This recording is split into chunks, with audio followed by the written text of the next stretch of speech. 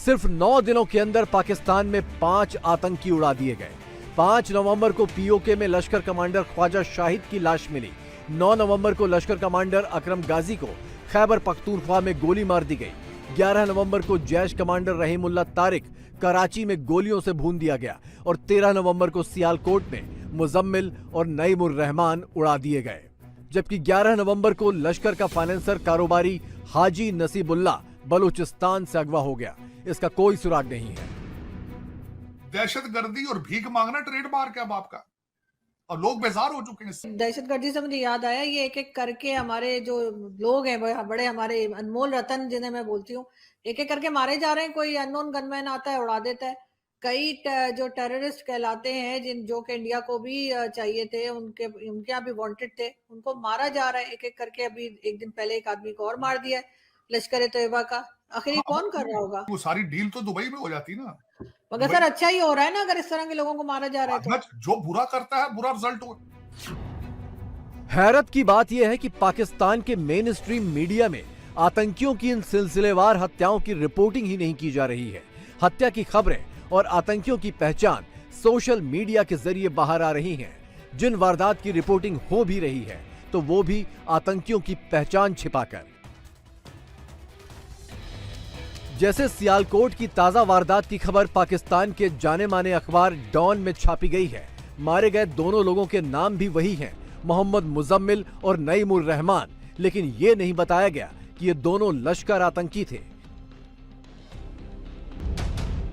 हत्या की वजह को भी जमीनी विवाद की शक्ल दी गई है।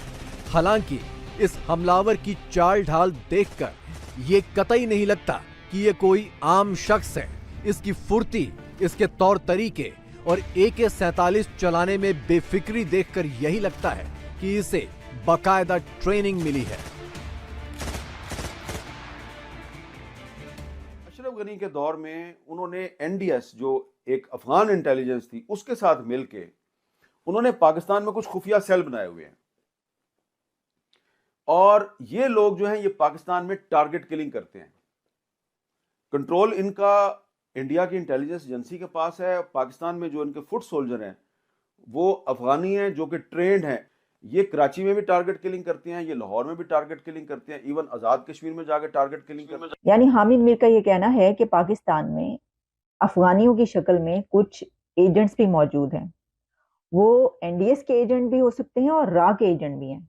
यानी फिर वो बात सही हो गई कि जो बात कही जा रही थी कि कोई इधर मारा जा रहा है तो कोई उथे मारा जा रहा है, तो ये घर में घुस के मारा जा रहा है, तो ये गली गली फिर रहे हैं RA का एजेंट। तो सर ये RA की साजिश, ये कहना चाह रहे हैं आप? हो सकता है कि वहां पे बहुत सारे लोग इस तरह की शामिल हों जो अंदर से इस्तेमाल हो रहे हों, लेकिन कुछ लोग जो ऐसा कर रहे हैं उसकी बिना पर आप सारी की सारी उनकी जनरेशन्स को तो वापस नहीं भेज सकते। मेरा ख्याल है कि अफगानियों को जो पाकिस्तान में मौजूद है नमक हराम कहना या रॉ के एजेंट कहना, इसको कंडेम किया जाना चाहिए। पाकिस्तान में ये थ्योरी चल रही है कि जिहादियों की हत्या भारत करवा रहा है। इसमें भारतीय खुफिया एजेंसियों की मदद पाकिस्तान में रहने वाले अफगानी कर रहे हैं। पाकिस्तान में रहने वाले अफगानी भारतीय खुफिया एजेंसियों के एजेंट हैं और भारत के इशारे पर आतंकियों को चुन चुन कर मार रहे हैं। इसी वजह से सारे अफगानियों को पाकिस्तान से बाहर किया जा रहा है। जो अफगानिस्तान है उसकी सरजमीन पाकिस्तान के खिलाफ एक तवील अरसे से इस्तेमाल हो रही है। तालिबान से पहले का आप सारा दौर जो है, जब वहाँ नेटो की फोर्सेस थी, उसको ले लीजिए।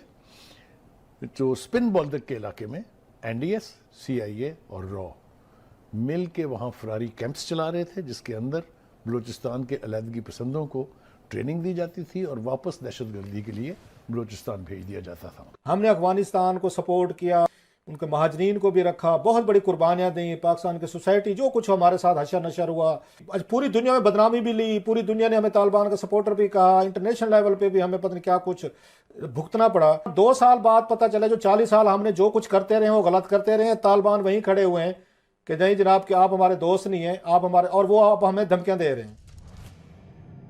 पाकिस्तान में रॉ को लेकर चल रही इस थ्योरी की सच्चाई क्या है, ये कभी किसी को पता नहीं चलेगा, क्योंकि अगर ये ऑपरेशन रॉ का होगा भी तो रॉ सिर्फ करने में यकीन रखती है, पाकिस्तानी खुफिया एजेंसी ISI की तरह शोर मचाने में नहीं। एक जमाना था कि पाकिस्तान की ISI इस पूरे खित्ते में धमधनाती हुई फिरती थी। ऑब्वियसली मकबूजा जम्मू और कश्मीर में और उसके अलावा मुंबई में, दिल्ली में और दीगर और अटैक्स और कैंपेन्स इंडिया में चलाए हैं, मगर हिंदुस्तान बहुत सालों से चुप था। अब हिंदुस्तान बोल पड़ा है। अब इस सब में पाकिस्तान क्यों नहीं बोल रहा? क्योंकि पाकिस्तान अंडर प्रेशर है, क्योंकि पाकिस्तान कनाडा नहीं है, बिकॉज पाकिस्तान के ऊपर ऑलरेडी सैंक्शंस लगी हुई हैं या लगने का खदशा है। एक याद दिलाता चलूं, एक जमाना होता था कि पाकिस्तान ये हरकतें करता था, मगर अब टेबल्स जो हैं वो टर्न हो गई हैं। इंडियन जारियत, इंडियन इकोनॉमी, इंडियन डिप्लोमेसी के साथ बढ़ती जा रही है। जब भी मुल्क तरक्की करता है, जब भी मुल्क पावरफुल होता है, तो वो ये हरकतें करता है और ये हरकतें शुरू हो गई। ये तो सच है कि अफगानिस्तान से भारत के पुराने और मजबूत रिश्ते रहे हैं, लेकिन तालिबान की वजह से इन रिश्तों में दरार पड़ने लगी थी।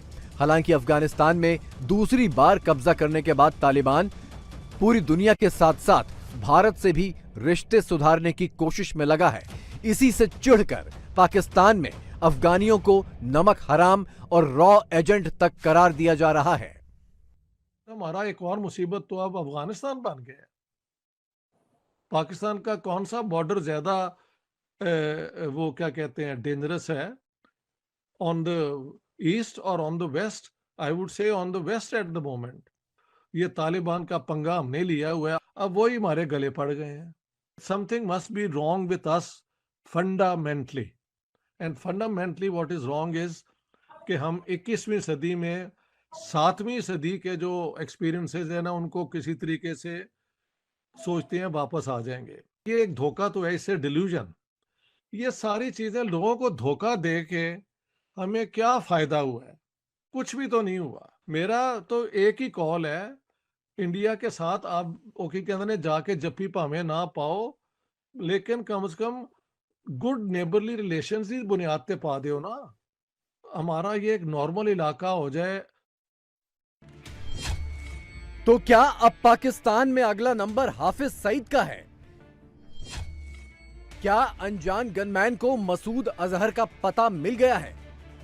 अनजान गनमैन पाकिस्तान में इस साल अब तक 15 आतंकियों को मौत के घाट उतार चुका है। इनमें से 2 वारदातों के सीसीटीवी वीडियो भी इंटरनेट पर वायरल हो चुके हैं। पहली वारदात 30 सितंबर को कराची में हुई थी, जब लश्कर आतंकी कैसर फारूक को नमाज के बाद मस्जिद के बाहर अनजान हमलावर ने गोली मार दी। और इसके बाद ताजा मामला, जिसमें 13 नवंबर को सियालकोट में लश्कर के 2 आतंकियों को उड़ा दिया गया। इन दोनों घटनाओं का वीडियो आने के बाद भी पाकिस्तान पुलिस हमलावरों को नहीं पकड़ पाई। इसके बावजूद रॉ और अफगानियों पर इन हत्याओं का इल्जाम मढ़ा जा रहा है।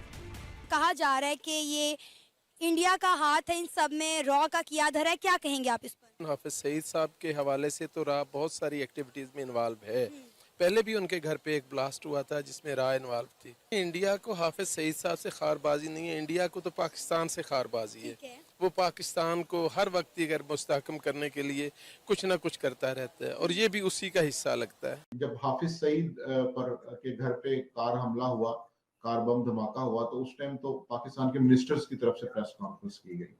तो अब ये मामला तो 2 स्टेट्स के दरमियान बिल्कुल चल रहा है। वो मिलिटेंट्स जो एक जमाने में बहुत पावरफुल होते थे, अब इस तरह से उनको कैसे हिट किया जा रहा है। तो इस हवाले से जितने भी इम्पोर्टेंट पॉइंट्स हैं, उसमें ये सबसे बड़ी बात ये आती है कि पाकिस्तान के अंदर आखिर ऐसा क्या है या ऐसा कौन सा नेटवर्क बन चुका है कि जिसकी बेस पे वो इंटेलिजेंस जो है वो ग्राउंड से गैदर करके तो फिर ये टारगेट्स अचीव किए जा रहे हैं या हिट किए जा रहे हैं। पाकिस्तान एक तरफ तो अफगानियों पर रॉ एजेंट होने का इल्जाम लगाकर उन्हें गालियां दे रहा है, देश से निकाल रहा है। दूसरी तरफ तालिबान के कहर के डर से अफगानियों को खुश करने की कोशिश में भी लगा है। जो हमारे अफगान भाई इंडिया को खुश करने के लिए पाकिस्तान को गाली देते हैं, पाकिस्तान में महमूद गजनवी, शहाबुद्दीन गौरी, अहमद शाह अब्दाली, इनकी बड़ी इज्जत की जाती है। बल्कि पाकिस्तान ने तो अपने मिसाइलों के नाम जो है वो इन बुजुर्गों के नाम पे रखे हुए हैं, Gauri missile, Ghaznavi missile, Abdali missile. अब इसको कोई पाकिस्तानी मार के गया होगा ना, ये तो नहीं हो सकता कि कोई इंडिया से बंदा आया होगा जिसने मारा होगा, क्योंकि वो तो नहीं कर सकते, क्योंकि एक वो ये उनके लिए लॉजिस्टिकली पॉसिबल नहीं होता। ये ऑपरेट कैसे करते हैं कि फॉर एग्जांपल क्या कोई थर्ड पार्टी किसी चौथे मुल्क में कोई कॉन्ट्रैक्ट करते हैं, वो इधर क्या मतलब होता कैसे है? ये वाला शायद चूरन कि जी दुश्मन मुल्क की एजेंसियां ये सारा कुछ करती है, उस पर बात खत्म नहीं होती। आप पकड़े लोगों को कानून के कटघरे में लेके आया करें और उसके बाद दुनिया को दिखाया करें कि यार ये फला बंदा था, हमने इसको पकड़ा और ये इन चीजों में मुलविस रहा है। कनाडा में एक सिख रहनुमा कत्ल हुआ है तो उन्होंने पूरी दुनिया में शोर मचा दिया है। हमारे मुल्क पाकिस्तान में सिख नहीं, कई कश्मीरी रहनुमा जो हैं उनको कत्ल किया गया और इंडियन अखबार कह रहे हैं कि ये हमारी कार्रवाई है। क्या हमारे वजीर आजम को अब न्यूयॉर्क में यूनाइटेड नेशंस में जाके ये बात नहीं करनी चाहिए? क्योंकि उनका ताल्लुक जहादी तंजीमों के साथ माजी में 90s में रहा है और अभी वो फलाही सरगर्मियों में इन्वॉल्व थे, तो इसलिए उनको असैसिनेट कर। इनके एक भाई को पहले भी लाहौर में 2018 में टारगेट किलिंग के जरिए मारा गया था। ये अनजान गनमैन अफगानी हो या चाहे जो भी हो, पाकिस्तान में भारत के दुश्मनों के बीच इसका खौफ इतना है कि आईएसआई ने सारे बड़े आतंकी सरगनाओं की लोकेशन बदल दी है और इन्हें बाहर निकलने से सख्त मना कर रखा है। लेकिन जब इनका दुश्मन इन्हीं की जमीन पर घूम रहा हो तो हाफिज और मसूद कब तक छिपेंगे?